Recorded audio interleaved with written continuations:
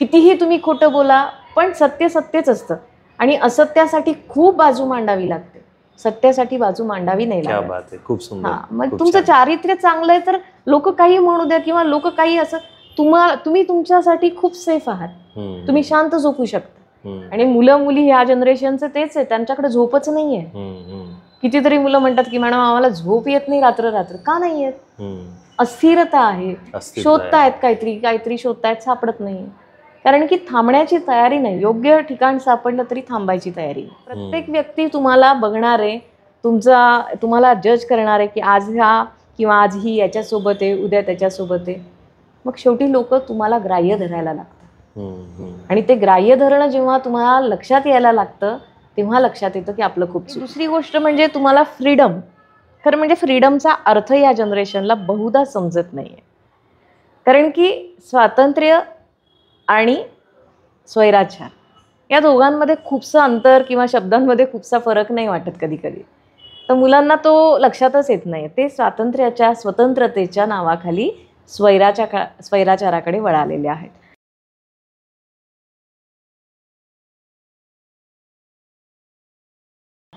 हाय मित्रांनो, मी आहे विवेक शाक्य आणि आज टॅलेंट्रीचं फर्स्ट पॉडकास्ट आम्ही शूट करतोय आणि आमचे गेस्ट आहेत पाटील मॅम. तर थँक्यू व्हेरी मच, तुम्ही आज आलात. थँक्यू.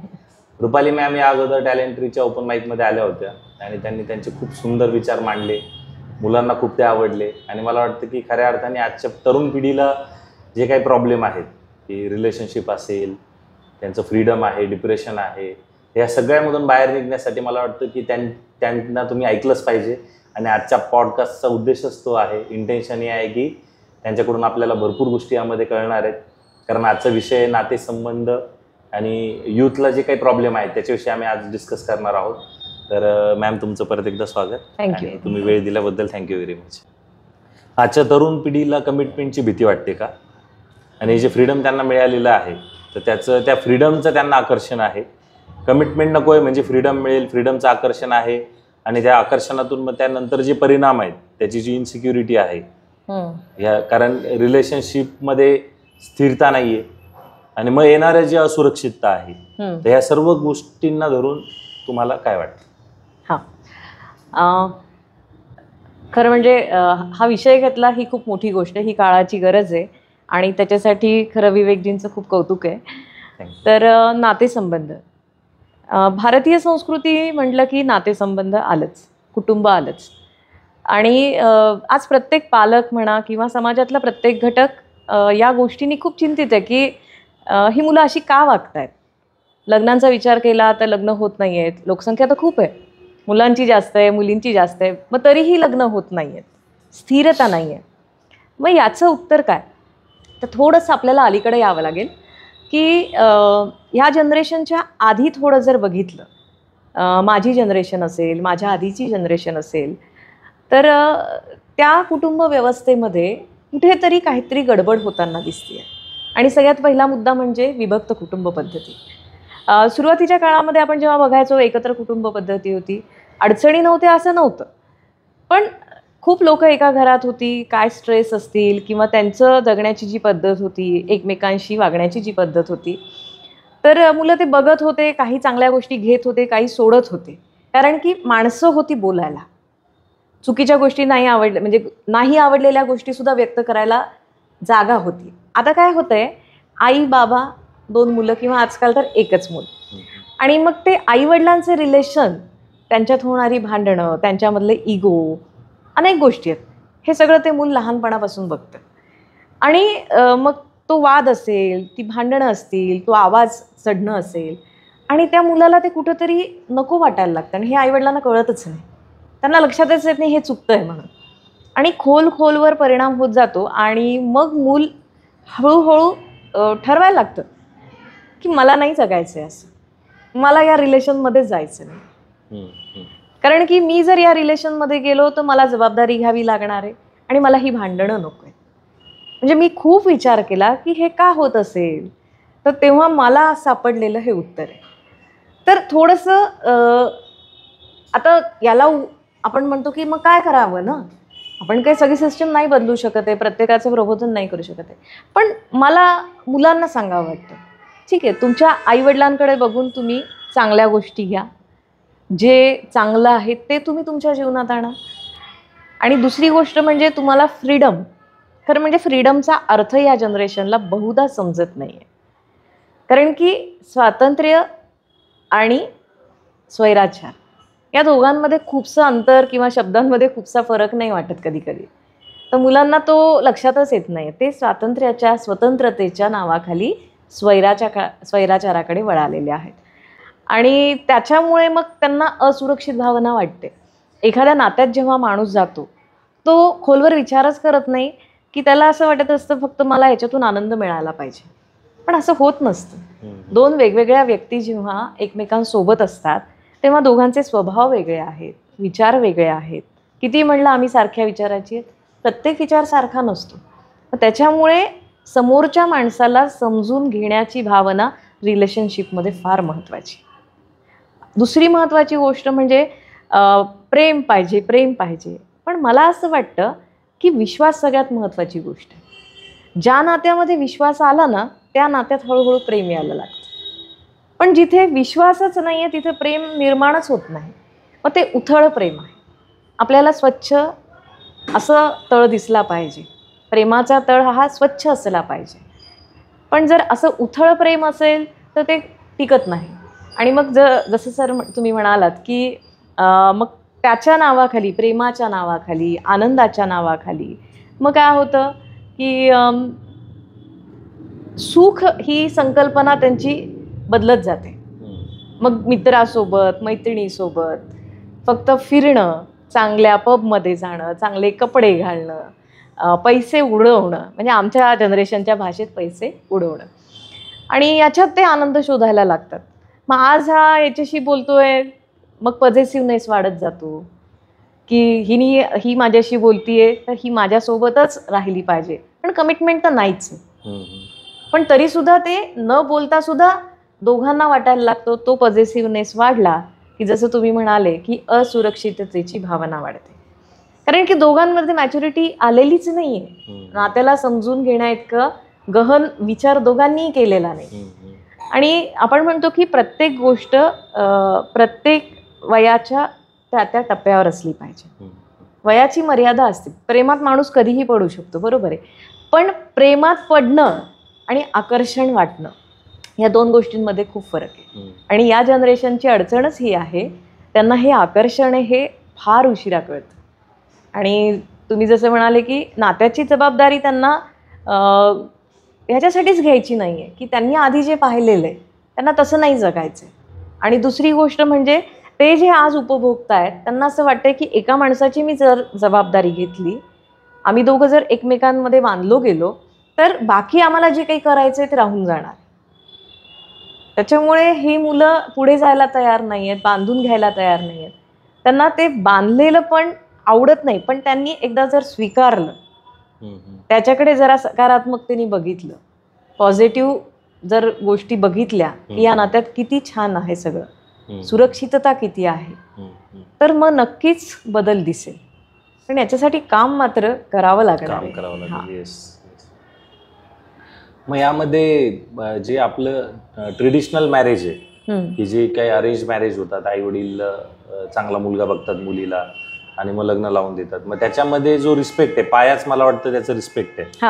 आणि मुलीचं पण मानसिकता असते की मला या घरात जाऊन त्यांचं म्हणजे एक चांगलं मला जीवन जगायचं, लहानपणापासून तिच्या मनावर तो संस्कार असतो.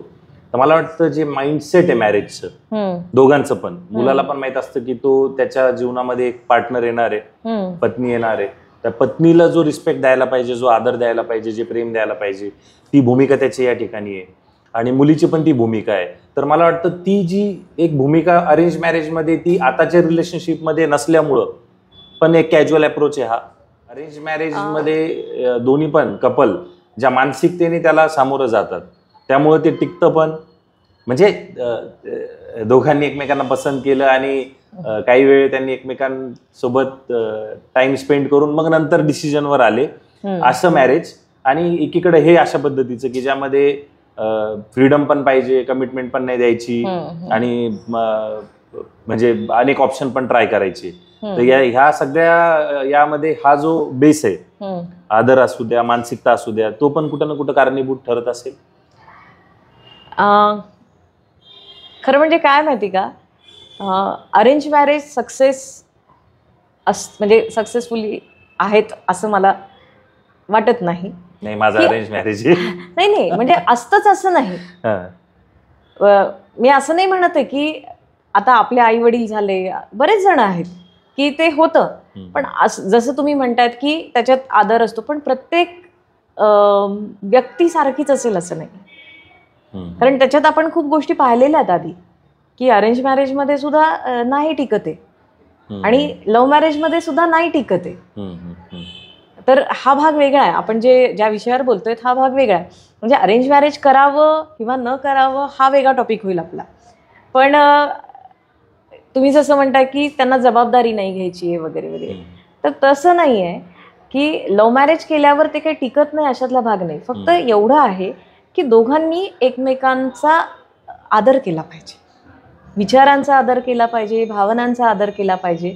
आणि या जनरेशनमध्ये कुठेतरी ते सुरुवातीला शोनू मोनू काय काय असतंय तेवढ्यापुरतंच आहे. त्यांना ते फक्त प्रेम व्यक्त करायचं, त्यांना त्याला समोरच्या माणसाला समजून घ्यायचं नाहीये, त्याच्या विचारांना समजून घ्यायचं नाहीये, त्याच्या स्वप्नांना समजून घ्यायचं नाहीये. म्हणजे मी दोघांचं म्हणते, मुलगा आणि मुलगी, असं नाही म्हणते की एकाच बाजू. हे जर झालं ना तर खूप चांगलं रिलेशन होतं पुढे. म्हणजे असे मी उदाहरणं पाहिलेत, असं नाहीये. म्हणजे माझा पर्स्पेक्टिव्ह असा आहे की अरेंज मॅरेज करताना मुलीमध्ये आपण ज्या गोष्टी शोधतो, मुलगा असेल किंवा मुलगी असेल, त्यामध्ये आपल्याला 4-5 गोष्टी अपेक्षित आहेत आणि त्या मिळाल्या किंवा त्याच्या आसपास जरी असलं तरी ते आपण त्या कमिटमेंटला हो म्हणतो. तेच इकडं सगळ्या गोष्टी मॅच होऊन पण तुमच्यामध्ये ग्रीड आहे. त्याचं कारण आहे, कारण की म्हणजे सगळ्या गोष्टी मॅच झाल्या, कारण तुम्ही एकमेकांना लाईक पण करताय, तुम्ही एकमेकांना टाइम पण स्पेंड केलेला आहे, तरी पण तुम्हाला कमिटमेंट द्यायची नाहीये. म्हणजे हेच जर तुमचं अरेंज मॅरेज मध्ये असतं तर तुम्ही खूप आनंदी झाला असता आणि त्याला फेस्टिवल सारखं तुम्ही ते मॅरेजही केलं असतं. पण इकडं तुमचं रिलेशनशिप मध्ये तुम्ही आहात, तुम्ही मित्र झालात, मग तुम्ही रिलेशनशिप मध्ये आलात, मग तुम्ही टाइम पण स्पेंड केलेला आहे आणि तरी पण आता तुम्हाला ती कमिटमेंट नको आहे किंवा तुम्हाला त्या कमिटमेंटला जायचं नाहीये. त्याचं कारणच हे ना, मी तुम्हाला तेच सांगते. काय माहिती का, ह्या 2 वेगवेगळ्या गोष्टी आहेत. अरेंज मॅरेज मध्ये दोघांनी मनानी पक्क ठरवलेलं असतं की मला आता लग्न करायचं. बरोबर बरोबर. आणि इथे काय असतं की प्रेम आहे, सोबत राहायचंय नाही राहायचंय हा पुढचा भाग आहे. मग सोबत राहिल्यावर आनंद वाटला, दोघांचं पटलं, विचार जुळले, कारण की माणूस आहे, आपल्या आईशी आपलं भांडण होतं एका घरात राहून. मग ही तर वेगवेगळ्या घरातली माणसं आहेत. मग थोड्या काळाने जर खूप वाद वाढले आणि दोघांमध्ये जर मॅच्युरिटी नसेल, समजून घेण्याची भावना नसेल, तर मग ते म्हणतात की आम्हाला नाही राहायचं. पण अरेंज मॅरेजमध्ये काय होतंय, त्यांची एक भूमिका पक्की ठरलेली असते की जसा असेल तसा मी आता त्याला स्वीकारणार, मला लग्न करायचं. बरोबर. इथे लग्न करायचंय ही भावनाच निर्माण झालेली नसते. भावनाच निर्माण त्यांना फक्त काय असतं, कोणीतरी हवं असतं. आणि आजकाल तर फार ट्रेंड आहे. म्हणजे मी एक शिक्षिका आहे, त्याच्यामुळे खरं लहान आहेत माझी मुलं तसे पाहिले तर, किशोरावस्थेतली आहेत, कॉलेजला गेल्यावर वेगळी गोष्ट. पण त्यांना सुद्धा असं वाटतं की मुलाला जर मैत्रीण नसेल तर मुलाला कॉम्प्लेक्स येतो, मुलीला जर बॉयफ्रेंड नसेल तर तिला असं वाटतं की अरे आपल्यामध्ये काहीतरी कमी आहे. म्हणजे हे काळानुसार बदलत चाललेलं आहे. तर त्याचा परिणाम विवाह संस्थेवर नक्कीच होतोय. बरोबर. नाही, छान सांगितलं. म्हणजे लक्षात आलं का तुम्हाला मला काय म्हणायचं? हो, कळालं. बरोबर. म्हणजे त्यांना ती जी डिसिजनवरच जायचं नाहीये, कारण की तुम्ही जे सुरुवातीला सांगितलं की ट्रेडिशनल आपल्या फॅमिलीला ते बघत आलेले, ते त्यांच्या आईला बघत आलेले की हिने कसे याचे स्वप्न सप्रेस केले, पूर्णपणे वाहून दिलेलं आहे. तर तो पॅटर्न त्यांना नको आहे आता. त्यांना तो पॅटर्न नको आहे. त्यांना असं वाटतंय की नवीन पद्धतीने ज्यामध्ये मला फ्रीडम पण राहील आणि सगळ्या गोष्टी पण राहतील, पण अडकून जाऊ किंवा एखाद्या याच्यामध्ये नात्यामध्ये कोंडी होईल असं त्यांना नकोय. आणि त्यांच्या डोक्यात एक आहे, मुलींच्या बाबतीत जास्त आहे की मी एवढं शिक्षण घेतलंय किंवा मला स्वतःला काहीतरी करायचं आणि माझ्या स्वप्नांचा, मी जसं याच्या स्वप्नांचा विचार करणार आहे किंवा इतके वर्ष माझ्या आईनी माझ्या वडिलांच्या स्वप्नांचा विचार केला किंवा त्यांच्या करिअरचा विचार केला, तर माझ्या नवऱ्यानी माझ्या स्वप्नांचा विचार करा, हे आजच्या मुलीची भूमिका आहे. पण अजूनही ती मानसिकता वरवर हो वाटते, पण जेव्हा आपण बघतो प्रत्यक्ष तेव्हा ती अजूनही झालेली मला नाही वाटत. कुठेतरी ती दरी आजही आहे, स्त्री पुरुष समानता नाहीच आहे. आणि ते पडसाद आपल्याला मग या रिलेशन्सवर दिसतात. आणि कितीही आपण म्हणा बघा की ठीक आहे काही फरक पडत नाही मला, तुला 4 मित्र होते पण आता आपण छान राहूयात, ही मानसिकता असलेली मुलं पण आज समाजात दिसत नाही. आणि तुला 4 मैत्रिणी होत्या, मी तुला आज एक्सेप्ट करते, ही मानसिकता असलेल्या मुलीसुद्धा अजूनही दिसत नाही. म्हणजे आपण जुनही सोडायला तयार नाही आणि नवं खूप घेऊन बसलेलं नाही त्या नव्या गोष्टी घेऊन बसलेलो. मग त्याचा ताळमेळ नाही बसत. प्रेमामध्ये अपयश आल्यावर जे डिप्रेशनमध्ये जातात आणि सुसाईड करणं, स्वतःचा तिरस्कार वाटणं, ही जी भावना आहे, तर या भावनेमधून कसं बाहेर पडता येईल आणि कसं ओळखता येईल की आपण या नात्यामध्ये अडकलेलो आहोत आणि डिप्रेशनमध्ये चाललोय किंवा डिप्रेशनमध्ये आहोत आणि याच्यातून बाहेर पडायचा मार्ग पण दिसत नाहीये, तर ह्या सगळ्या सिच्युएशन मधून कसं बाहेर पडता येईल? सगळ्यात पहिला मुद्दा म्हणजे मुलं आणि मुलीनी, म्हणजे मुलगा आणि मुलगी, ह्या दोघांनी ना पहिले हे ठरवावं की आपण कोणावर प्रेम करतोय. जर चुकीच्या व्यक्तीवर प्रेम केलं तर तिथं तुम्हाला दगाच मिळणार आणि मग तिथे वाईट वाटून घेण्याची गरजच नाही. आणि सगळ्यात पहिली गोष्ट म्हणजे मी या युथला सांगेल की प्रेम ही गोष्ट होतच राहणार आहे. लग्न होणारच आहे आणि तुमच्या विचारांनुसार तुम्हाला कमिटमेंट नाही करायची, तुम्ही रिलेशनमध्ये राहू शकता. पण त्याच्या अगोदर एक माणूस म्हणून जगताना आपल्या ज्या काही गरजा आहेत, त्या गरजा पूर्ण करण्यासाठी जी काही स्वप्न आपण बघतो करिअरच्या बाबतीतली, मला असं वाटतं पहिले ती पूर्ण करावी. कारण की ते स्ट्रगल करत असताना माणसाला सगळ्याच गोष्टी समजायला लागतात. माणसं कशी असतात, कोणती माणसं खरी असतात, कोणती माणसं खोटी असतात, आपल्याला सूट होणारी माणसं कशी आहेत. कारण की ना एका विशिष्ट वयानंतरच ह्या गोष्टी समजतात आणि मग खूप लहान वयात ही डिसिजन घेतले की खूप कॉम्प्रोमाइज करावे लागतात. मग माणूस कॉम्प्रोमाइज करून करून कंटाळातून सोडून देतो. मग ते होण्यापेक्षा जर हे निवडलं, तुम्ही पहिले करिअरला निवडलं आणि हळूहळू करिअर नंतर जर तुम्ही समजा रिलेशनशिपमध्ये आलात, एखाद्यावर प्रेम करताय आणि नाही जमलं, मुलाने मुलीला सोडलं, मुलीने मुलाला, प्रेमभंग होतो, ठीक आहे, वाईट वाटणार आहे, माणूस आहोत, भावना दुखावल्या जाणार आहे. पण त्याचं सोल्युशन असं नसतं की तुम्ही जीव देणं. कारण की जगणं फार मुश्किल आहे. देवानी, मला असं मी खूप ऐकलेलं आहे की खूप योनीतून आपल्याला जावं लागतं आणि तेव्हा म्हणजे मनुष्याचा जन्म येतो. मग एवढ्या परिश्रमातून जर आपण मनुष्य जन्माला आलोय तर तो एका अशा क्षुल्लक कारणासाठी, म्हणजे मी क्षुल्लक कारण म्हणेल, त्याच्यासाठी आपण स्वतःला संपवावं का? खूप गोष्टी आहेत आयुष्यात करण्यासारख्या आणि काळ हे खूप मोठं औषध असतं. तो पायाची जाऊ द्या. तुमच्या जेव्हा अशा घटना ज्या मुलांच्या बाबतीत, मुलींच्या बाबतीत घडतात, काहीतरी मग स्वतःला पुन्हा सिद्ध करायची थोडीशी संधी द्या. म्हणजे प्रेमात नाही म्हणत आहे मी, काहीतरी चांगलं काम करून करिअरमध्ये म्हणते, तिकडं तुम्ही स्वतःला डिवोट केलं तर मग तुम्हाला इकडे थोडंसं तुमचं दुर्लक्ष होईल किंवा तुम्ही इथून थोडंसं बाहेर पडाल. मेडिटेशन करा, स्वतःला ओळखायला शिका आणि सगळ्यात महत्त्वाचं, ही वेळ का आली ह्याचाही विचार करा. मग समोरचा माणूस चुकत होता का आपण चुकत होतो, आणि हे एक्सेप्ट करा. आणि एक्सेप्ट करून त्याच्यावर चिंतन करून त्याचा प्रबंध तयार करणं हे अपेक्षित नाही आहे. हे एक्सेप्ट केल्यानंतर पुढे जा. सोपं आहे हे. म्हणजे मला बोलताना सोपं वाटतं, तुम्हाला वाटेल की ह्या मॅडम किती सहज म्हणतात, अवघड आहे, पण हे सोपं करावं लागणार आहे. कारण की आयुष्य एकदाच मिळतं आहे आणि ते जगून घ्या, छान जगा. म्हणून तुम्हीही कोणाला फसवू नका, सगळ्यात पहिली गोष्ट. आणि अशा व्यक्तींवर विश्वास ठेवा की जे खरंच विश्वासपात्र आहे. कारण की माणूस थोडा सहवासात झाला की त्याच्या सगळ्याच गोष्टी कळत असतात.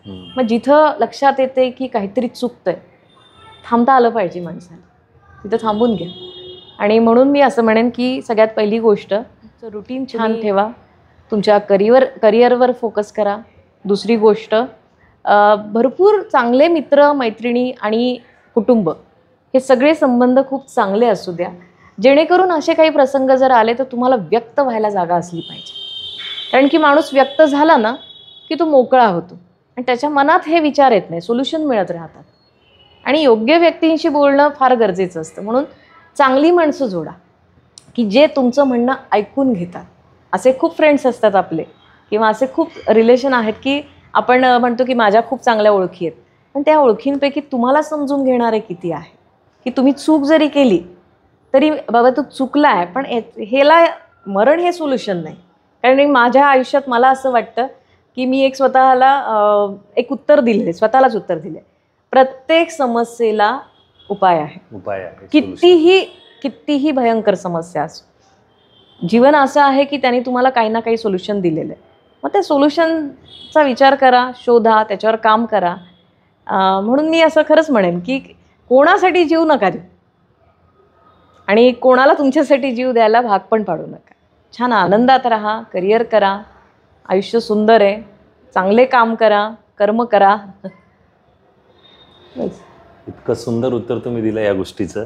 म्हणजे एवढा मोठा प्रॉब्लेम आहे हा की रिलेशनमध्ये चीट झालेली असेल किंवा धोका झाला असेल किंवा अपयशी असेल आणि त्याच्यातून बाहेर निघण्यासाठी इतकं सुंदर, इतकं सहज उत्तर मी आत्तापर्यंत ऐकलं नाही. म्हणजे आम्ही याच्यावर मित्रांमध्ये चर्चा होत असते तर खूप कॉम्प्लिकेटेड वाटतं, असं वाटतं की सगळं संपून गेलेलं आहे. पण तुम्ही ज्या पद्धतीने सांगितलं, मला वाटतं नक्की जे कोणी या फेजमधून जात असतील त्यांनी जर या गोष्टी इम्प्लिमेंट केल्या तर नक्की तुम्ही याच्यातून बाहेर निघाल. आणि थँक्यू, खूप सुंदर बोलला, थँक्यू. आणि मला वाटतं की कधी कधी जे तुम्ही आत्ता सांगितलं की बाकीचे पण जे नातेसंबंध आहेत ते जपले पाहिजे. कारण की जेव्हा तुम्ही अशा याच्यामध्ये अडकता त्यावेळेला फॅमिली कामाला येते, एक बेस्ट फ्रेंड तुमचा कामाला येतो किंवा जे काही आहे म्हणजे जे खरे नाते आहेत, जे लॉंग टर्मचे तुमचे रिलेशन आहेत तेच तुम्हाला या ठिकाणी कामी येतात. खरंच आहे, अशा याच्यामध्ये अडकल्यानंतर. खरंच. आणि परिवाराने पण फॅमिलीनी कनेक्शनमध्ये राहिलं पाहिजे. असं नाही की मुलगी तिच्या विश्वामध्ये म्हणजे त्याला सोडूनच द्या. त्यांनी पुढाकार घेऊन थोडंसं त्याला बोललं पाहिजे. थोडं घरात एक फॅमिली गेट टुगेदर म्हणा किंवा एकत्र डिनर करायचं असेल, लंच करायचं असेल, महिन्यातून एकदा फॅमिलीने एकत्र आलं पाहिजे. तर ह्या गोष्टी असल्यावर मला नाही वाटत की अशी वेळ आली तरी तो त्याच्यातून बाहेर निघू शकतो. कारण की संवाद झालेला असेल त्या ठिकाणी. असं खूप छान.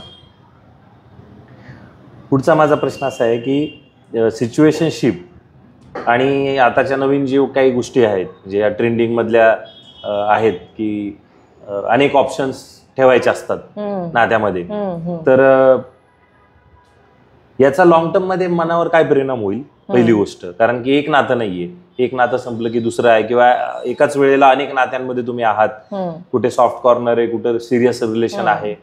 तर त्याचा मनावर लॉंग टर्म मध्ये काय परिणाम होईल. परत आपले जे काही एक मूल्य असतात की आईवडिलांकडून आपल्याला चांगलं वाईट सांगितलेलं असतं, बरोबर, तर त्याला तो तडा जातो इमिजिएटली आहे ना. म्हणजे खरं खोटं याच्यामधली जी रेष आहे ती तुमची हळू पुसल्याच जाईल.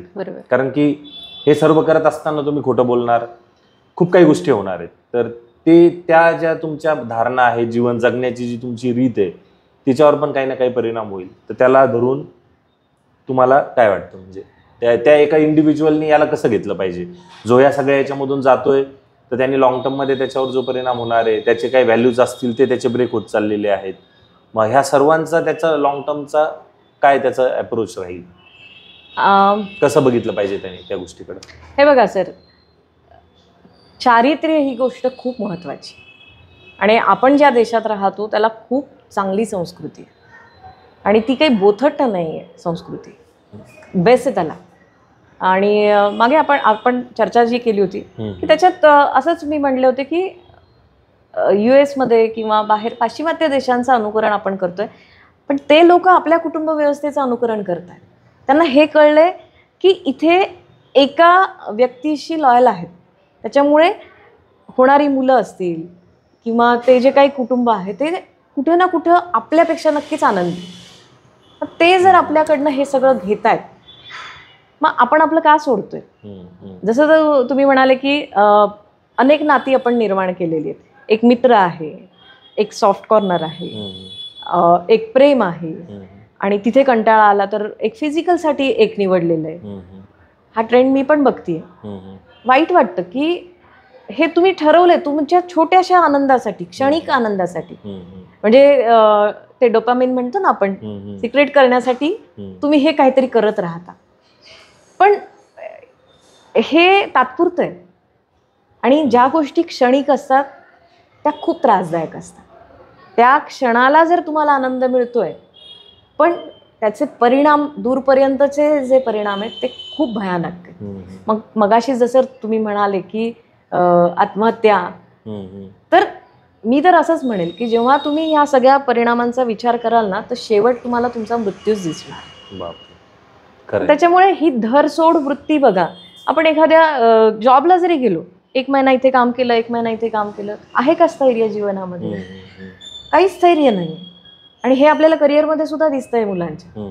जिथे जास्त पैसा मिळतोय तिथे. पण मग ती मुलं, म्हणजे मी एक पॉडकास्ट पाहिला होता, IITN होते ते, आणि झाले होते म्हणजे त्यांनी रिटायरमेंट घेतली होती. ते म्हणाले मला आता जगायचंय, मी इतके वर्ष काय केलं, नुसतं पैशाच्या मागे धावलो, पोझिशनच्या मागे धावलो, 1 महिना इथे, 2 महिने तिथे, 2 महिने, म्हणजे जिथे जास्त चांगला पगार मिळेल, जिथे पोझिशन असेल तिथं गेलो. मग याच्यात मला खूप चुकीच्या सवयी लागत गेल्या. मी स्थैर्य शोधत होतो पण मिळत नव्हतं.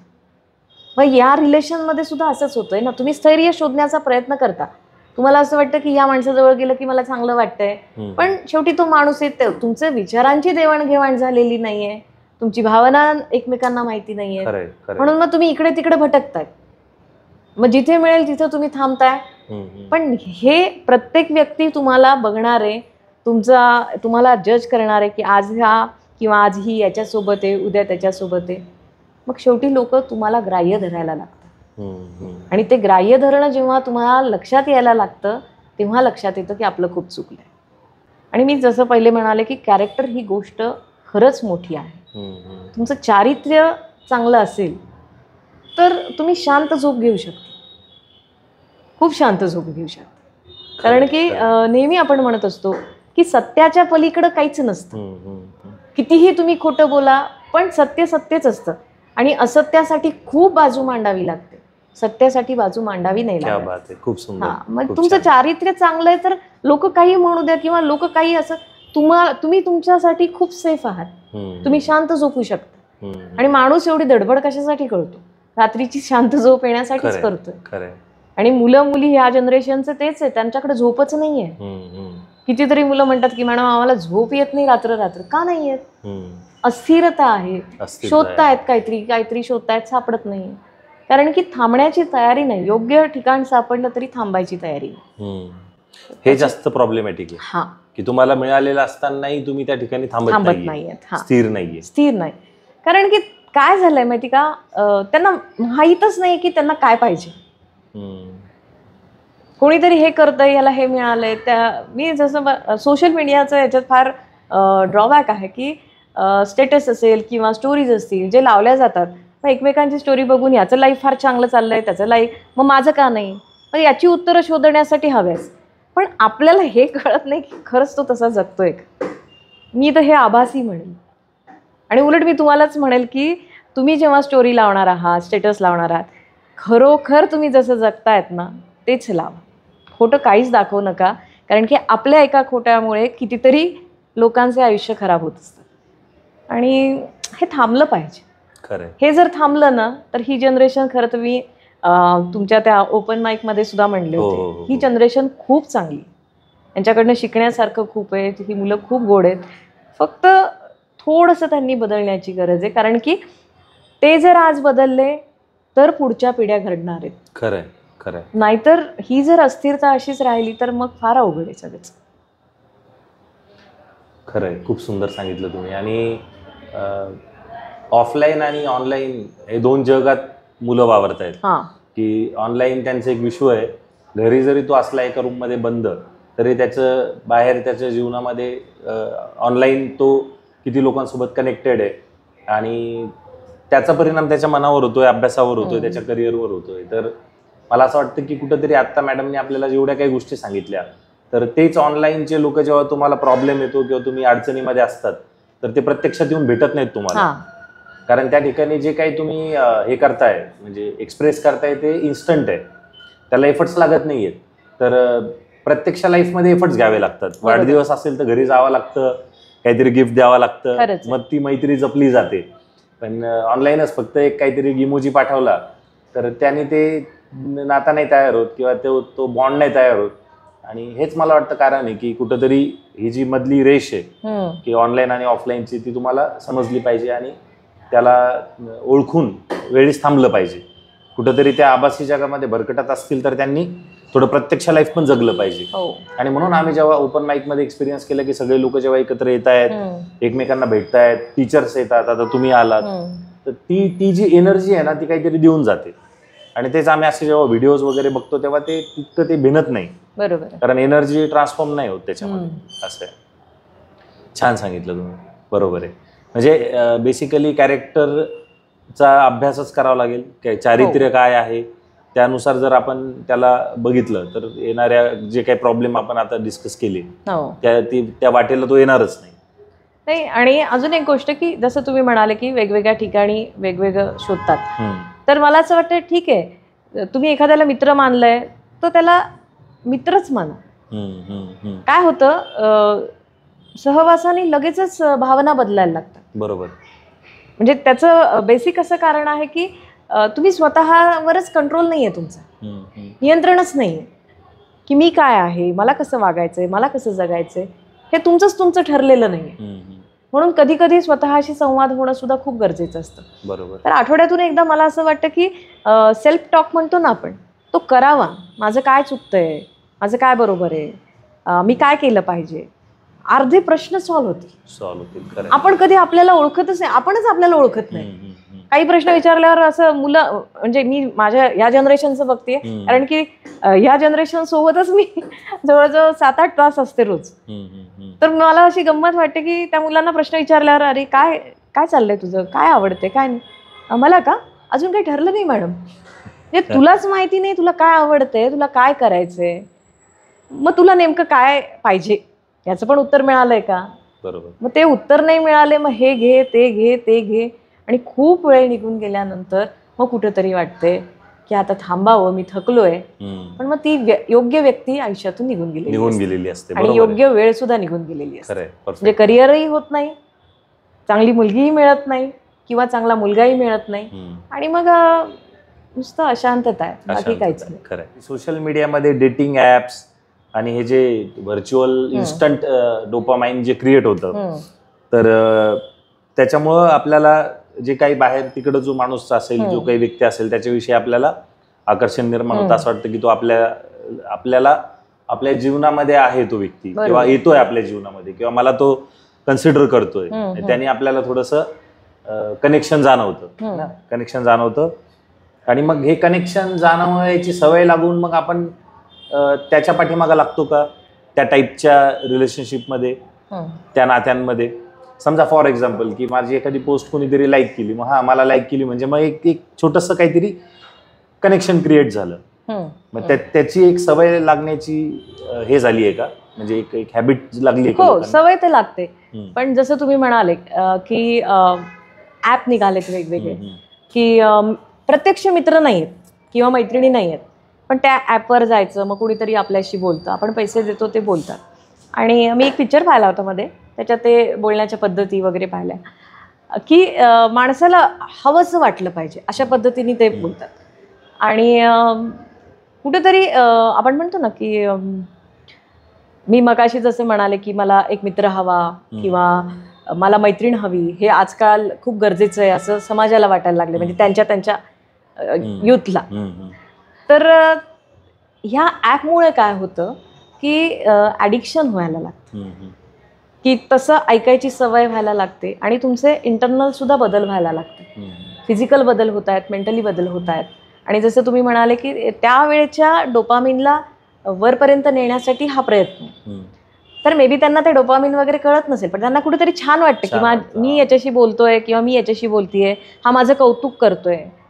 आणि हे कधी होतंय, जास्त कोणाच्या सोबत होतं हे, की ज्या लोकांना जास्त मित्र नाही आहेत, मैत्रिणी नाही आहेत, घरामध्ये सन्मान नाही आहे, घरात प्रेम नाही, हे लोक बाहेर प्रेम शोधायचा प्रयत्न करतात.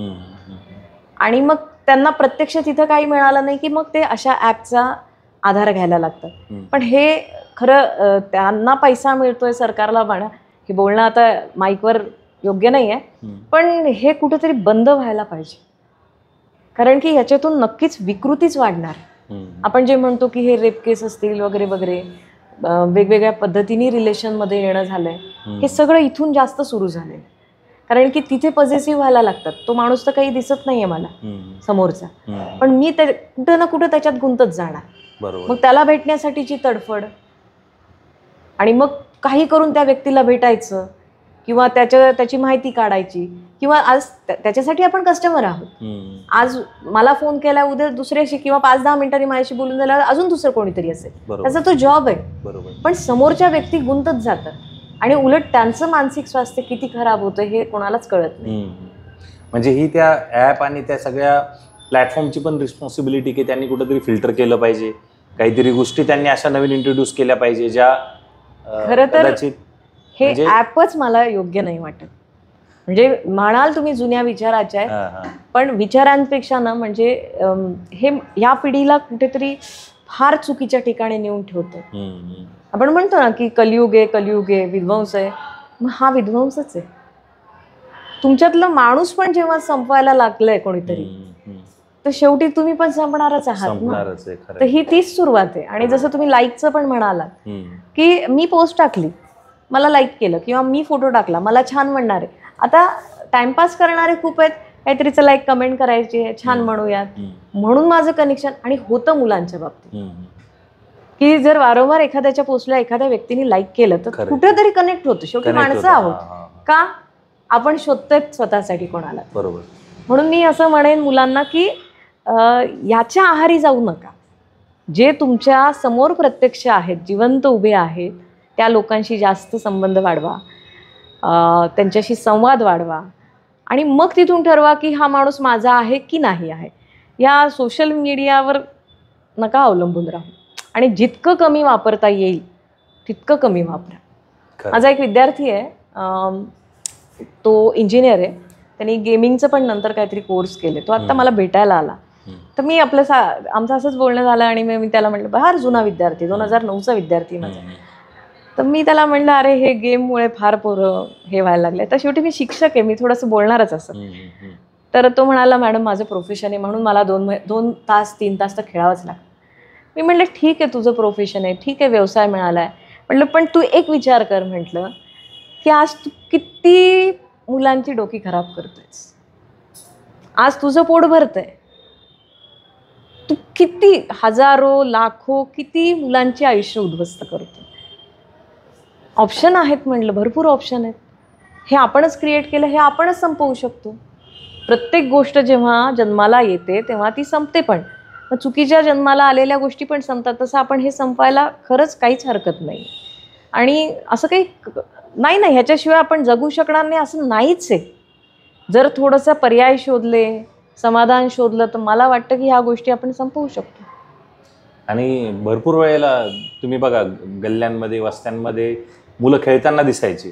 आता सगळे ग्रुपमध्ये प्रवास करताना पण बघतो ना मी जेव्हा, तर जागोजागी 4-5 लोकांचा ग्रुप फक्त मोबाईलमध्ये काहीतरी गेम खेळताना किंवा काहीतरी बघताना दिसत आहेत. हेच म्हणजे एकमेकांपासून कनेक्शन जे आहे ते तोडून त्या फोनला ऍडिक्ट झालेले आहेत.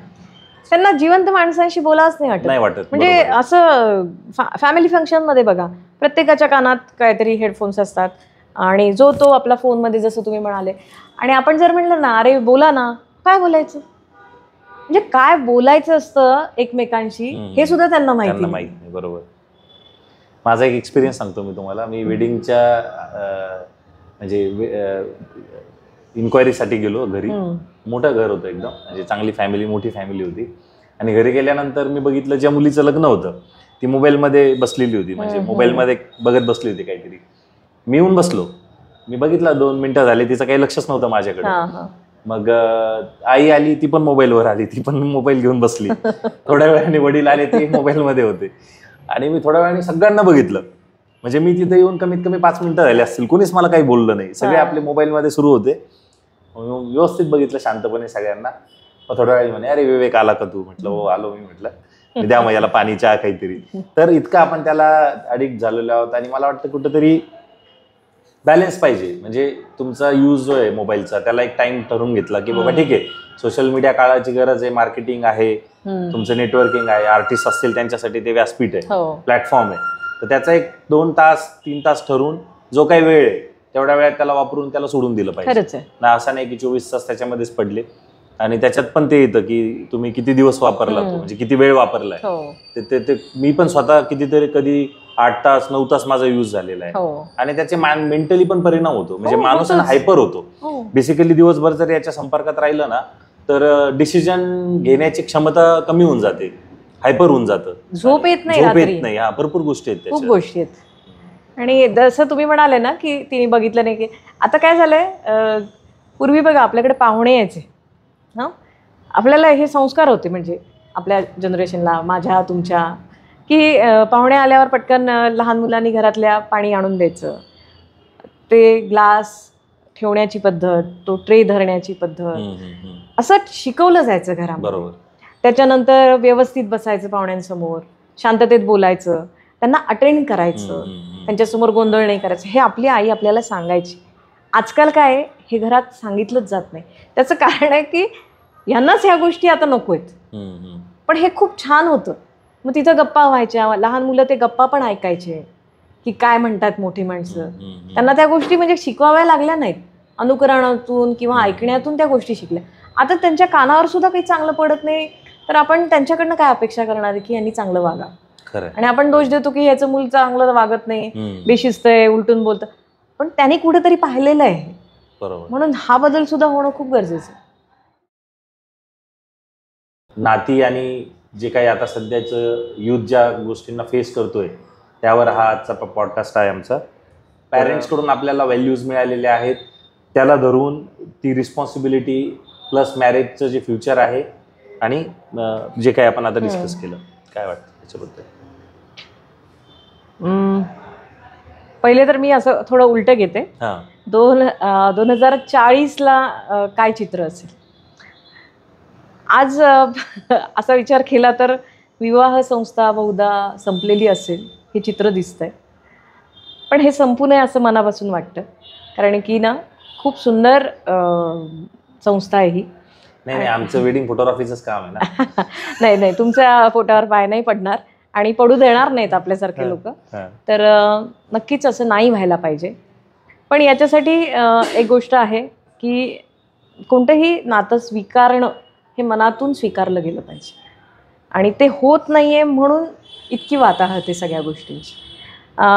खूप छोट्या छोट्या गोष्टी आहेत की थोडा अभ्यासच आजकाल मुलांना करावा लागणार आहे. जेव्हा तुम्हाला कुठेतरी थांबायचं आहे, कुठल्या तरी नात्यात तुम्हाला असं वाटतं की नाही चला आता मला हे नातं पुढं न्यायचं आहे, तर काही अशा गोष्टी आहेत की त्या जर पाळल्या, मूल्यांना धरून जर आपण तिकडे गेलो, पण एकानेच धरून चालणार नाही आहे, त्याच्यामध्ये दोघांची कमिटमेंट असणं गरजेचं आहे.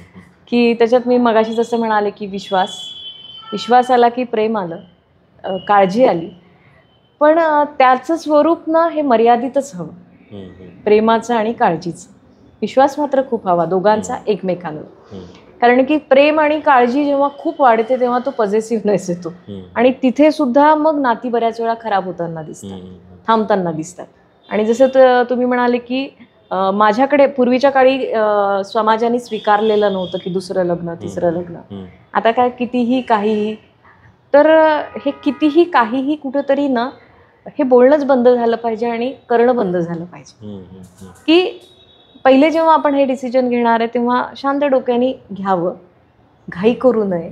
कोणी म्हणतंय म्हणून किंवा आकर्षण आहे म्हणून हे डिसिजन घेऊ नये.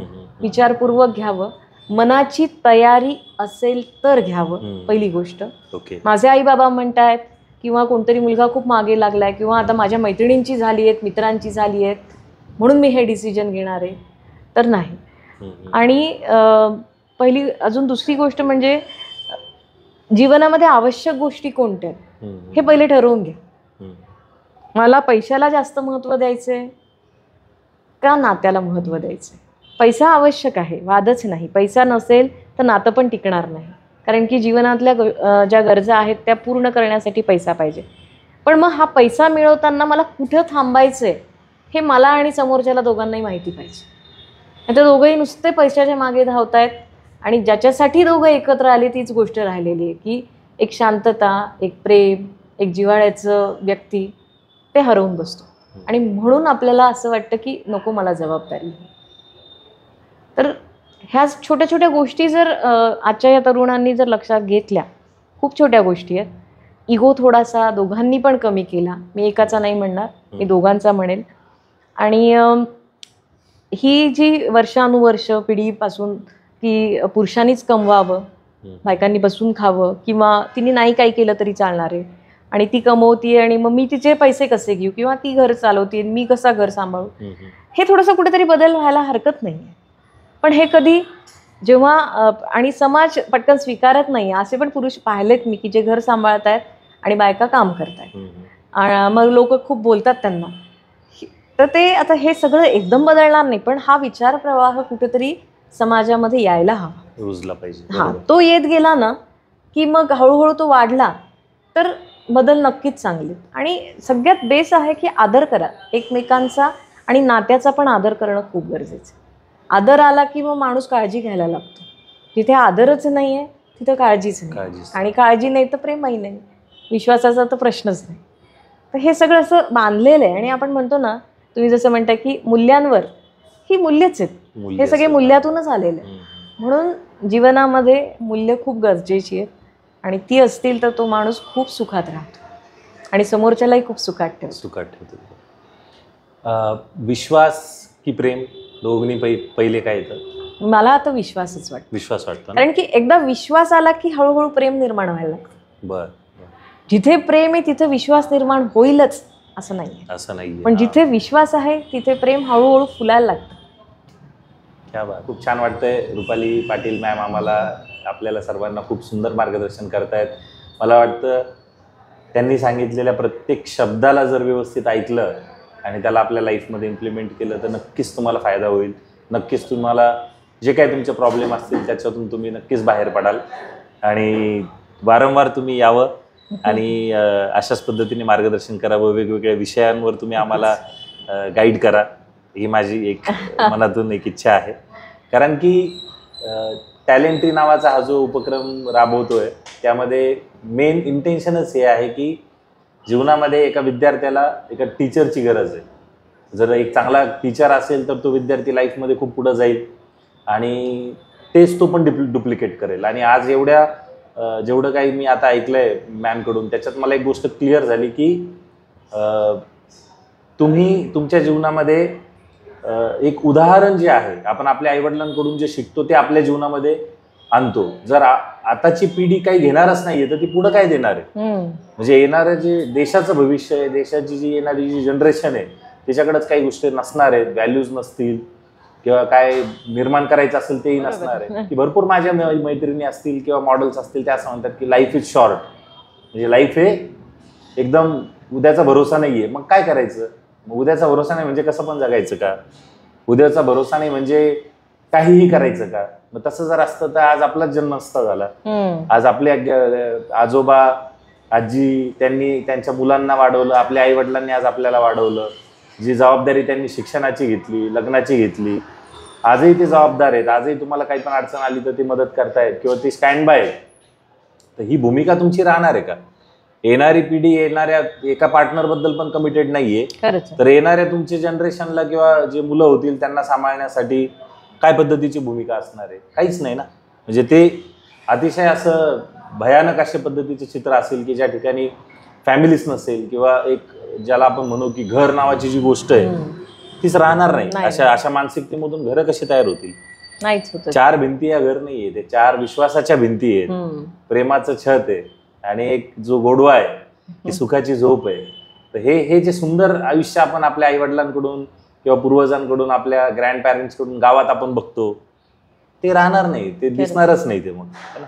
त्यामुळे मला वाटतं की जेवढ्या गोष्टी आज तुमच्यापर्यंत शेअर झालेल्या आहेत त्या तुम्ही नक्कीच त्याला फॉलो करा. ज्या ठिकाणी तुम्ही अडकत असाल, अडचणीत आला असाल, त्या ठिकाणी या, तुम्हाला नक्कीच हेल्प करतील. आता आपण आपला शेवटचा प्रश्न घेऊया. प्रेम आणि करिअर. समजा आता एक मुलगा आहे, एका साईडला त्याची प्रियसी आहे किंवा प्रियकर आहे, आणि एका साईडला करिअर आहे. तर ह्या कुठं जायला पाहिजे, आणि मूल्य जे असतील ते त्या पॉइंट ऑफ व्ह्यू तुम्हाला काय वाटतं? हा प्रश्न खरा अवघड आहे. कारण तुम्ही जर खूप खोलवर गेलेला असाल प्रेमात, की नाही माहिती आहे समोरचा माणूस खूप चांगला आहे सगळे, आणि तुम्हाला दोघांपैकी एक निवडायचं आहे, तर मी म्हणेल दोन्ही निवडता कसं येईल याचा विचार करा. क्या बात आहे, व्हेरी गुड. मी असं नाही म्हणणार की करिअरच निवडा मग ती येईल वापस. अनेक म्हणजे सिच्युएशन वेगवेगळी असते. पण मी जसं पहिले म्हणाले होते बघा की फोकस्ड पहिले तुम्ही करिअरकडं करा आणि मग हळूहळू प्रेमात पडायला लागतं. जेव्हा तुमच्याकडे ते स्थैर्य येतं की मी काहीतरी केलंय आयुष्यात, आता मला उद्याची चिंता नाही आहे, तेव्हा बरोबर प्रेम तुमच्याकडे चालत येत असतं, ते टिकूनही राहत. पण जेव्हा तुम्ही अस्थिर असता, जेव्हा तुमचंच तुम्हाला माहिती नाही आहे की मी कुठल्या दिशेने चाललोय, तर तिथं मात्र मग येणारा तुमच्यासोबत लॉंग असेल की नाही ते नाही सांगू शकत. म्हणून मी तर दोन्ही निवडा असं म्हणेन, म्हणजे जर तुम्ही प्रेमात असाल तर. पण जर तुम्ही दोन्ही निवडायचे म्हणल्यावर आता काहीच नाही माझ्याकडे, पण मला दोन्हीपैकी एक निवडायचं, मी पहिले म्हणेन की पहिले करिअर करा आणि मग नंतर या गोष्टीकडे जा. आणि अट्टहासच असेल माझा तुमच्यासाठी की तुम्ही पहिले करिअरकडे फोकस करा. ते 4-5 वर्ष गेले, तुम्ही कुठेतरी स्थिर झाले की मग इकडे या. कारण की मग काय होईल, तुम्ही डायव्हर्ट होणार नाही. म्हणजे धड तुम्ही समोरच्या व्यक्तीलाही न्याय नाही देऊ शकत आहे आणि धड तुम्ही तुमच्या करिअरलाही न्याय नाही देऊ शकत, अस्थिर होऊन जा. त्याच्यामुळे एकावर फोकस करा. आणि जर मुलीवर फोकस केला आणि इकडे नसेल तर ती खरंच ती तेवढी चांगली असेल तर, किंवा तो मुलगा तेवढा चांगला असेल तर तो तिथे राहील, नाही तर तो निघून जाईल. मग पुन्हा आपले ते आधीचे प्रश्न. त्यापेक्षा तरुण मुलांनी मला असं खरंच वाटतं की पहिले करिअरकडे जावं, कारण की ते करत असताना आपण खूप चांगल्या गोष्टी आयुष्यात करतो. वाचन आहे, कारण वाचनाने चांगले विचार होतात. कारण आजकाल मुलांना वाचन करा असं म्हटलं की मुलं असे डोळे मोठे करतात. पण मला असं मनापासून वाटतं की तुम्ही वाचा. हे सोशल मीडिया ठीक आहे, ती काळाची गरज आहे, पण जोपर्यंत तुम्ही पुस्तक हातात घेऊन वाचणार नाही, खूप चांगल्या गोष्टी होतात. मानसिकता चांगली होते, चांगले विचार तुमच्यामध्ये बिंबतात. पूर्वी आमच्या काळामध्ये असं म्हणायचे की डोक्याखाली पुस्तक घेऊन झोप रे. तसं काही होत नसतं की त्याच्यावर पुस्तकावर डोकं ठेवून झोपलं की ते डोक्यात जाईल. नाही, त्याला तुम्हाला वाचावं लागेल. तुमचं मन स्थिर होणार आहे, डिसिजन पॉवर चांगली होणार आहे. आणि जेव्हा तुमची निर्णय क्षमता खूप चांगली व्हायला लागते, तुम्ही आयुष्यात निर्णय योग्य घेता. मग अशी मुलं बरोबर बघा, तुम्ही अशा 2-3 टाईपचे मुलं आपल्याला बघायला मिळत असतात की पहिले करिअर करून चांगला जोडीदार बघून छान आयुष्य घालवणारे. कारण त्यांना कळलेलं असतं की मला पहिले काय हवं आहे आणि त्याला माहिती असतं की मला काय करायचं. म्हणून स्वतःला प्रश्न विचारा, स्वतः ठरवा की मला पहिले काय हवं आहे, आणि पहिले मला असं वाटतं करिअरच हवं आहे आणि मगच पुढच्या गोष्टी कराव्या. खूप छान. आणि मला पण असं वाटतं की करिअर करताना जो काही तुमचा पार्टनर असेल त्यांनी तुम्हाला सपोर्ट केला पाहिजे, आणि सपोर्ट करत नसेल तर मग तो गेलेला पण बरा आहे, नाही का? नाही, आणि तसा पार्टनर नसतोच, म्हणजे तो आपला पार्टनरच होऊ शकत नाही. खरं आहे. कारण की त्याला जर आपली स्वप्न किंवा आपल्याला त्याची स्वप्नांची व्हॅल्यू नसेल तर मग आपण एकमेकांसाठी नाही येत बनले. आपल्यामध्ये आदरच नाहीये, विश्वासच नाहीये, तर मग ते नातं तकलादू असतं, ते टिकत नाही. खरंय. म्हणजे पेशन्स नाहीये त्याच्यामध्ये. आणि माझा मित्र आहे अक्षय, त्याने खूप छान एक गावाकडचे 2 मुलं होते, म्हणजे 2 जण प्रेमात होते आणि त्यांनी ठरवलं की घरच्यांचा विरोध आहे तर आम्ही पळून जातो. मग ते याच्या कानावर पडलं की बाबा आम्ही पळून चाललो. म्हणजे त्यांचा मित्र असल्यामुळं त्यांनी त्यांना बोलवलं दोघांना पण इकडं, आणि त्यांना खूप छान काउन्सिलिंग दिली त्यांनी की बघा, तू समजा लग्न केलं तर तू काही काम करत नाही, हिचंही काही शिक्षण नाही, ही गरीब असेल, तुला काही रोजगार नाहीये, बरोबर आहे, एक काम करा म्हणे, तुम्ही दोघांनाही त्यांनी ऍडमिशन घेऊन दिलं, तुम्ही तुमचे शिक्षण कंप्लीट करा आणि तुमच्या दोघांनाही जॉब लागतील म्हणे, याला अगोदर जॉब लागेल, तुझं पण शिक्षण कंप्लीट कर. आणि मीन वाईल काही त्यांचे मध्ये त्यांना ऑपॉर्च्युनिटी पण दिली त्यांनी की तुम्हाला असा टाइम पिरियड शॉर्ट टर्म मध्ये तुम्हाला काम पण मिळतील. आता दोघंही शिक्षण घेत आहेत, दोघंही एकत्र आहेत आणि प्रेमही आहे त्यांचं. तर म्हणजे असं नाहीये की एक गाव 2 तुकडे, असं नाहीये, मधला मार्ग पण निघू शकतो की एकत्र मिळून म्युच्युअल अंडरस्टँडिंग मध्ये तुम्ही तुमच्या करिअरला आणि प्रेमाला दोघांना बॅलन्स घेऊन पण पुढे जाऊ शकता. तेच ना, कसं आहे, ते दोघं त्या विचारांचे पाहिजे तर होईल, बरोबर, नाहीतर नाही होणार. पण करिअरच करा, बेटर आहे. मी तर म्हणजे हे मी जनरली असं का बोलले तर 9वी 10वी मी तर म्हणजे फार लहान मुलांपासून बघते की हे अफेअर्स वगैरे असा शब्द ऐकतेय. मला हे फार पचायला अवघड गेलं सुरुवातीला, जसं जसं काळ बदलत गेला. पण ठीक आहे, होत राहतात ह्या गोष्टी, नैसर्गिक आहेत. आणि नैसर्गिक ज्या गोष्टी आहेत ना त्या नैसर्गिकच व्हायला पाहिजे. मग प्रत्येक निसर्गाने वयोमर्यादा ठेवलेली आहे ना सगळ्याच गोष्टींची. बरोबर. मग त्या वेळेत ते होऊ द्या ना, तुम्ही अलीकडे का आणताय? खरंय, प्रत्येक गोष्टीची वेळ आहे.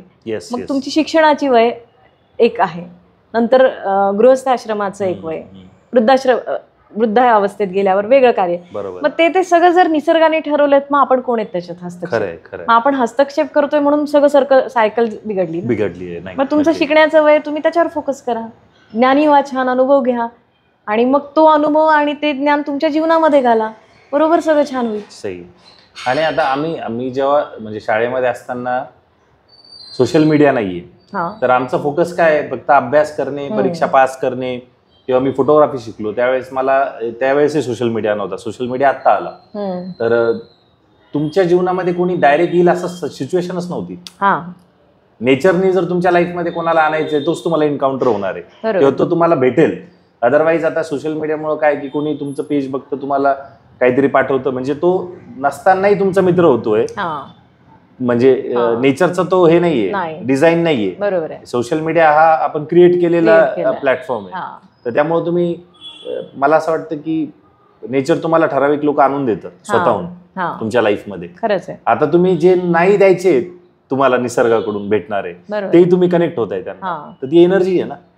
एक अशा प्रकारच्या एनर्जीला तुम्ही अटेंड करताय की जी तुमच्या गरजेची नाहीये. बरोबर आहे. तुम्ही मग फोकस तुमचा कमी होऊन जातोय. जे तुम्हाला काम करायचंय तिकडं तुमचं लक्ष लागत नाहीये, कारण तुम्ही काय करताय, बाकी अनवॉन्टेड गोष्टींना पण अटेंड करताय. बरोबर आहे. तर हे खूप छोटीशी गोष्ट आहे, पण जे लोक आर्टिस्ट असतील किंवा जे त्यांच्याकडे काहीतरी गोल असेल, काहीतरी त्यांना काम करायचं असेल पटकन, तर त्यांना या गोष्टी कळतील. ठीक आहे. आता युपीएससी क्रॅक केलेले, त्या टाईपचे जे ते क्रॅक केलेले आत्ताचे जे मी काही इंटरव्ह्यूज ऐकले, त्या मुली पण आणि मुलं सुद्धा तेच सांगत होते की आम्ही 3 वर्ष सोशल मीडियापासून दूर होतो. खरंय. अरे मग राहू शकतं माणूस, म्हणजे जर तुम्हाला मिळवायचं आहे तर तुम्हाला काहीतरी त्याग तर करावेच लागेल, आणि चुकीच्या गोष्टींचा त्याग करायला काहीच हरकत नाहीये. आणि आम्ही एक नवीन ऍक्टिव्हिटी सुरू केली आहे की मेडिटेशन इन शून्यागार. म्हणजे ध्यान करा, जेवढ्या पण लेण्या आहेत, एलोरा असेल, अजंठा असेल, त्याच्यामध्ये एक छोटीशी जागा असते 10 बाय 10ची, किंवा शून्यागार म्हणतात त्याला. त्या ठिकाणी जाऊन तुम्ही बसून थोडा वेळ ध्यान करायचंय. तर जर आपण स्वतःसोबतच राहू शकत नाही तर आपल्यासोबत कोण राहणार आहे? बरोबर आहे. त्यामुळं थोडंसं जसं आता पुढचा प्रश्न त्याच यांनी आहे, आशयाचा आहे आपला. तर कुठंतरी मी स्वतःसोबत आनंदी आहे का, मी स्वतःसोबत राहू शकतो का, हे प्रमाण असणार आहे समोरच्या व्यक्तीकडून अपेक्षा ठेवण्याचं. मी जर स्वतःसोबतच आनंदी नाही, मीच स्वतःला लाईक करत नाही, मग मला समोरचा व्यक्ती कसा काय लाईक करणार? तो पूर्णपणे कोलॅप्सच होत जाणार आहे सर्व गोष्टी. तर आता आपण सर्व गोष्टी डिस्कस केल्या, म्हणजे डिप्रेशन आहे किंवा नातेसंबंध आहेत, सर्व चर्चा झाली. आता शेवटी मला असं तुम्हाला विचारायचं आहे की अशा कोणत्या प्रॅक्टिस आहेत ज्याने एक व्यक्ती स्वतःसोबत कनेक्ट राहील, सॉर्टेड राहील, म्हणजे त्याला चुकण्यापूर्वीच त्याला कळेल की त्याच्यामध्ये ती क्षमता निर्माण होईल. मग त्यामध्ये कोणकोणत्या अशा प्रॅक्टिसेस येतात? फॉर एक्झाम्पल मेडिटेशन असेल किंवा जे काही आहे, ज्या त्याने त्याच्या लाईफमध्ये लाईफस्टाईलचा जर त्याचा भाग झाला तर तो त्या ठिकाणी थोडासा स्ट्रॉंग होईल, जेणेकरून त्याला आता हे जग तर आपण नाकारू नाही शकत. बरोबर आहे. आभासी जग असणारच आहे, व्हर्च्युअल असणारच आहे, सोशल मीडिया टाळता येणार नाहीये, लोक डॅमेज झालेले टाळता येणार नाहीये. त्या आता माझ्या संपर्कात एक व्यक्ती आली आहे जी त्याला खूप ट्रॉमा आहे, तो त्याचं डॅमेज झालेलं पर्सन आला आणि मला वाटतं की मी त्याला हेल्प करू, पण होतं असं की मीच त्याला बळी पडतो. मग अशाही घटना घडणार आहे. तर आपल्याला त्या ठिकाणी एक बाउंड्रीज कशा सेट करता येतील किंवा आपण स्वतःला कसं प्रोटेक्ट करू शकतो, अशा काय प्रॅक्टिसेस असू शकतात? हे तर खूप गरजेचंच आहे, करावंच लागणार आहे. पहिली गोष्ट तुम्ही जसं म्हणाले की मेडिटेशन करावंच, आणि अतिशय लहान वयापासून म्हणजे ही सवय लावावी. ध्यानाचे अनेक प्रकार आहेत, तुम्हाला जसं सूट होतं योग्य पद्धतीचं असं ध्यान करावं. दुसरी गोष्ट, तुम्हाला थोडंसं बालिश वाटेल हे माझं बोलणं, पण आपण लहानपणी आपले आईवडील काही संस्कार करतात बघा, काही सवयी लावतात, खरं बोल. तर मला असं वाटतं की हा प्रयोगच आहे, स्वतःशी खरं बोलायची सवय लावा. स्वतःला सांगा की मी जे काय बोलणार आहे, ठीक आहे, मला जास्त नाही सांगायचं आहे लोकांना, पण मी जे काही सांगणार आहे किंवा मी जे काही करणार आहे ते खरं करणार आहे. अर्धे प्रॉब्लेम सॉल्व्ह होतात. काय होतं आहे, मी किती छान आहे हे सांगण्यासाठी मी खूप वाक्य एक्स्ट्रा सांगतो किंवा सांगते, ते खोटं बोलणं झालं. आणि आपण वाहवत जातो आणि मन अस्वस्थ होत जातं. हे आपल्याला फार उशिरा कळायला लागतं की मी अस्वस्थ काय, कारण मी माझ्याभोवती एक आभासी जीवन उभं केलं आहे. आणि हे आपण जसं जसं डीप शिकत जातो तसं तसं ते फार मानसिक म्हणजे म्हणतो ना आपण अनारोग्य तिकडे जातं कुठेतरी. त्याच्यामुळे ह्या ज्या सवयी होत्या, ज्या आपल्या सुरुवातीला होत्या, खरं बोलणं, तर लहानपणापासून थोडी सवय लावा स्वतःला की खरं बोलायचं. ठीक आहे, एखादी गोष्ट चुकली आपली, पण ती मान्य करायला लागा. म्हणजे तुमची एनर्जी चांगल्या ठिकाणी लागेल. कारण की तुम्ही खोटं बोलायला लागले की तुमची एनर्जी तिकडे डायव्हर्ट होते, एक्स्ट्रा होते, म्हणजे डबल टिबल. मग तुमचे जे काही गोल्स आहेत तिकडं तुमची एनर्जी जात नाही. त्याच्यानंतर तुम्ही खरं बोलायला लागल्यावर तुमची पर्सनॅलिटी खूप क्लीन होत जाते. एक वेगळ्या प्रकारचं तेज असतं बघा त्या लोकांवर म्हणेल मी. कळत न कळत आपण पण कधी ना कधी बोलतो सिच्युएशन वाईज, पण शक्यतो प्रयत्न करत राहा की खरं जितकं जास्त बोलता येईल. आणि स्वीकार हा फार मोठी गोष्ट आहे. जे काय घडतंय, छोटंसं उदाहरण सांगते मग हे क्लिअर करते. मी 10वीला आहे, मी अभ्यासच केला नाही वर्षभर. माझे आईवडील खूप सांगतायत अभ्यास कर, पण मी नाही केलं. थोडंफार त्यांच्या दिखाव्यासाठी मी करत होतो आणि मग मला पर्सेंटेज मिळाले 60. साहजिक आहे, मला त्याचं दुःख होणार आहे, सगळं आहे. पण मी हे मान्य करत नाही की मी अभ्यास नाही केला आहे. मी कारणं द्यायला लागतो. आज आपला जे विषय होता नातेसंबंध, आपण नेमकं तिथं तेच करत असतो. समोरचा किती चुकतोय, पण हे मान्य करत नाही की मी पण किती चुकतोय. म्हणून मला असं वाटतं की या तरुणांनी ना हे पण स्वीकारायला पाहिजे की चुका पण स्वीकारायला पाहिजे, किंवा मी जसं आहे तसं स्वीकारायला पाहिजे. आणि सर जसं म्हणाले की आपण आपल्यावर प्रेम केल्याशिवाय जग तुमच्यावर प्रेम नाही करणार आहे. ठीक आहे, मी अडखळत बोलणार आहे, मी बोलू शकते किंवा माझं असू शकतं तसं, तो कॉम्प्लेक्स घेऊन मी जगण्यात काहीच अर्थ नाही. पण माझ्याकडे ही गोष्ट ठीक आहे, मला नाही बोलता येते व्यवस्थित, पण माझं बाकीचं खूप छान आहे. तर तरुणांनी हे शोधलं पाहिजे की माझ्यात कोणत्या चांगल्या गोष्टी आहेत, त्याच्यावर काम करायला सुरुवात करा, खूप फरक पडेल. अजून एक सर म्हणाले की एक्सरसाइज करणं, रोज व्यायाम करा, त्याच्याने तुमचं ब्रेनला ऑक्सिजन मिळतो वगैरे वगैरे, बऱ्याच गोष्टी माझ्यापेक्षा तुम्हाला जास्त माहिती असतील. तुम्ही फ्रेश राहाल. अजून एक गोष्ट म्हणजे की तुमचे गोल फिक्स असले पाहिजे लाईफचे. मी असं म्हणणार नाही की त्या गोलपर्यंत जाण्यासाठी त्याच वेनी जा. ऑप्शन A, B, C असे आपण करिअरच्या बाबतीत ठेवले पाहिजे, एकच नाही. आणि काय हरकत नाही, स्ट्रगल होतंय. जेव्हा तुम्ही तुमच्या मनावर काम करायला लागतात, तुम्हाला स्ट्रगलसुद्धा सोपं वाटायला लागतं. म्हणजे इतकं अवघड जात नाही ते सगळं. पेशन्स वाढवा आणि त्याच्यासाठी प्राणायाम करा, मेडिटेशन करा, कारण त्याच्याने तुमचे पेशन्स वाढणार आहे. अजून एक महत्त्वाची गोष्ट अशी की मागे मी ते ओपन माईकला पण सांगितली होती की तुम्ही आठवड्यातून एकदा लिहून काढा तुमच्या मनात काय आहे, हा जो स्ट्रेस आहे तुमचा, आणि खरं खरं लिहा. नंतर ते जाळून टाका. पण तुम्हाला कोणाचा राग येत असेल, कोणाविषयी प्रेम वाटत असेल, तुमचं काय चुकतंय ते वाटत असेल, तुमचे समोरच्याचं काय चुकतंय ते वाटत असेल, हे सगळं लिहून काढा. कारण की जोपर्यंत ते मनातून बाहेर येणार नाही तोपर्यंत योग्य कृती होणार नाही. कारण की ते जर मनात राहिलं तर आपण बघतो की विकृतीत त्याचं रूपांतर व्हायला लागतं. मग जसं आत्महत्या आहे, एखाद्याचा खून करणं आहे, खूप गोष्टी आहेत, किंवा एखाद्या व्यसनाला आहारी जाणं आहे. त्याच्यासाठी हे सगळं मोकळं होणं, आपण म्हणत असतो की ती घुसमट संपली पाहिजे, तर ती संपवून टाकायची. आणि त्याच्यासाठी हा उपाय खूप सुंदर आहे. लिहित राहा, त्याच्यानंतर चांगलं वाचत राहा. खरंच वाचा की 1 महिन्यातून एक चांगलं पुस्तक वाचलंच पाहिजे, चांगल्या विचारांचं, चुकीच्या विचारांचं नाही.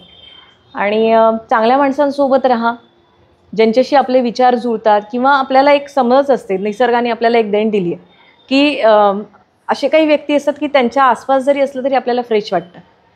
मग ते लाख आपल्याशी बोलो न बोलू, पण त्या ऑरामध्ये तुम्ही राहण्याचा प्रयत्न करा. जाऊन नुसतं भेटून या. फोनपेक्षा मला असं वाटतं की प्रत्यक्ष जाऊन मित्रांना भेटा, नातेवाईकांना भेटा. आणि खूप सोप्या आहेत ह्या गोष्टी, फक्त करायला पाहिजे. आणि या जनरेशननी मी समाजाचं काहीतरी देणं लागतो ही भावना जर आजपासून मनामध्ये ठेवली ना, आणि माझ्या सगळ्या वेळेमधला मी थोडा वेळ ह्या समाजासाठी देईल, एखादं चांगलं काम करेल, काहीच गरज नाही, तुम्हाला कधी डिप्रेशन येणार नाही, तुम्ही अपयशी होणार नाही, तुमच्यासारखं लाईफ कोणाचंच नसेल. एवढीच विनंती करते. बाळांनो, आयुष्य खूप छान आहे. सर्वऱ्याच वेळा म्हणाले क्षणभंगूर आहे, हरकत नाही म्हणायला क्षणभंगूर आहे. म्हणूनच माझ्या आयुष्यातला प्रत्येक क्षण खूप चांगल्या पद्धतीने मला घालवता आला पाहिजे, आणि ह्या सगळ्या गोष्टी त्याला मदत करतील. चांगलं जगा, आनंदी राहा आणि खूप पुढे जा. थँक्यू. Thank you ma'am. खूप सुंदर, खूप सुंदर. आजचा पॉडकास्ट हा खूप अपेक्षा नव्हती इतका छान झाला आहे. आणि मला असं वाटतं की तुम्ही देखील तुमच्या काही असतील अशा ॲक्टिव्हिटीज तर तुम्ही नक्की रुपाली पाटील मॅमला बोलवा, त्यांना ऐका, त्यांचे विचार ऐका, कारण प्रत्यक्षात ऐकण्याची मजा आहे ती तुम्हाला अनुभवली पाहिजे तुम्ही. आम्ही ओपन माईकमध्ये पण त्यांना ऐकलं, आज पण पॉडकास्टमध्ये मी त्यांना ऐकतोय, आणि एक प्रकारे खूप सुंदर ऊर्जा मला त्यांच्याकडून मिळालेली आहे, आणि आपण सर्वांना त्याचा लाभ नक्कीच होणार आहे. तर thank you ma'am, thank you very much. त्यांनी आता शेवटी सांगितलं आपल्याला की ज्या ॲक्टिव्हिटीज प्रॅक्टिस तुम्ही केल्या पाहिजे, तुमचा तो वे ऑफ लाईफ असला पाहिजे, आणि सोपं आहे की जे गोष्ट आपल्याला पीस देतं, जी गोष्ट आपल्यामध्ये स्थिरता देतं, शांती देतं, ती गोष्ट चांगली आहे. जे आपल्यामध्ये अस्थिरता निर्माण करतं आहे आणि आपल्या ग्रोथसाठी ते सपोर्ट नाही करत आहे, ते त्याच्यामध्येच दडलेले की ती गोष्ट आपल्यासाठी नाही आहे. तर वेळीच ओळखून त्याच्या मोहात न अडकून निर्णय घ्या, आणि ज्या पण काही गोष्टींमध्ये तुम्ही थांबला असाल त्याच्यातून बाहेर पडा, कम्युनिकेट करा. आता जसं मॅमनी सांगितलं की सोशल पण त्या म्हणतात की तुम्ही सोशल ॲक्टिव्हिटीमध्ये थोडं वेळ दिला पाहिजे, आणि खरंच त्याचा खूप फायदा होतो. टॅलेंटरी ओपन माईक मागच्या डिसेंबर महिन्यापासून आम्ही सुरू केले. दर महिन्यामध्ये 4 ओपन माईक घेतले. असे आता मला वाटतं एप्रिल महिन्यापर्यंत मी ते कंटिन्यू घेतले, आणि मे महिन्यामध्ये थोडा गॅप घेतला आहे. तर त्या ओपन माईकमध्ये 50 ते 100 मुलं यायचे, त्यांचं परफॉर्म करायचे. तर या सर्व मुलांना भेटून एक प्रकारे एक वेगळीच एनर्जी आमच्यामध्ये निर्माण व्हायची, सगळ्यांना त्याचा फायदा व्हायचा. त्याच ओपन माईकमध्ये मॅमची पण आमची ओळख झाली. तर मला असं वाटतं की घरात राहण्यापेक्षा, एकाच कोणत्या तरी जगामध्ये अडकून पडण्यापेक्षा, मार्केटमध्ये ज्या काही ॲक्टिव्हिटीज होत आहेत, डान्स क्लास असेल, वर्कशॉप्स असतील, जे काही तुमचे इंटरेस्ट असतील, त्याच्यात जाऊन लोकांना भेटलं पाहिजे, लोकांना बोललं पाहिजे. त्याने जे आपल्याला एक एनर्जी मिळते ती खूप वेगळी आहे. आणि जसं त्यांनी मध्ये पण एक गोष्ट सांगितली की तुम्ही करिअरकडे लक्ष द्या. करिअरकडे लक्ष देताना म्हणजे नेमकं काय होतं की तुम्ही मार्केटमध्ये जाता, तुम्ही लोकांना भेटता, तुम्ही लोकांसोबत इंटरॅक्ट करतात. अनेक प्रकारचे लोक आहेत, काही लोक सेल्फिश असणार आहेत, काही प्रेमळ असणार आहेत. तर या सर्व लोकांना जेव्हा तुम्ही यांना भेटता, बोलता ना, तर तुमची एक समज डेव्हलप होते. कारण मी मुंबईमध्ये जेव्हा असिस्ट करत होतो त्यावेळेस मला लोकांना अपॉइंटमेंट घेणे, आता मला अविनाश गुवारीकर सरांनी अपॉइंटमेंट दिली की ठीक आहे तू ये, म्हणजे ओळख नसताना त्यांनी मला संधी दिली असिस्ट करायची. तर आणि ओळखीचे लोक असतात ते सपोर्ट करत नाही, तर माणूस ओळखायला आपण शिकतो. त्यामुळं हे जे काही आज आपला टॉपिक होता की नातेसंबंधांचा, त्यामध्ये मला वाटतं की कुठंतरी एखाद्या व्यक्तीला ओळखण्यात आपण कमी पडतो, आणि ते कमी पडू नये म्हणून आपण थोडंसं आपलं जे काही आहे काम त्याच्याकडे फोकस केलं पाहिजे, ॲक्टिव्ह राहिलं पाहिजे, आणि सोशल पण इन्व्हॉल्वमेंट आपली असली तर आपल्याला त्याची मदतच होते. तर आजचा पॉडकास्ट खूप छान झालेला आहे, आणि रुपाली पाटील मॅमनी आम्हाला जो वेळ दिला आणि इतकं सुंदर आम्हाला मार्गदर्शन केलं त्याबद्दल आपल्या सर्वांच्या वतीने मी त्यांचे आभार मानतो. मी सुद्धा खूप आभारी आहे. थँक्यू. थँक्यू.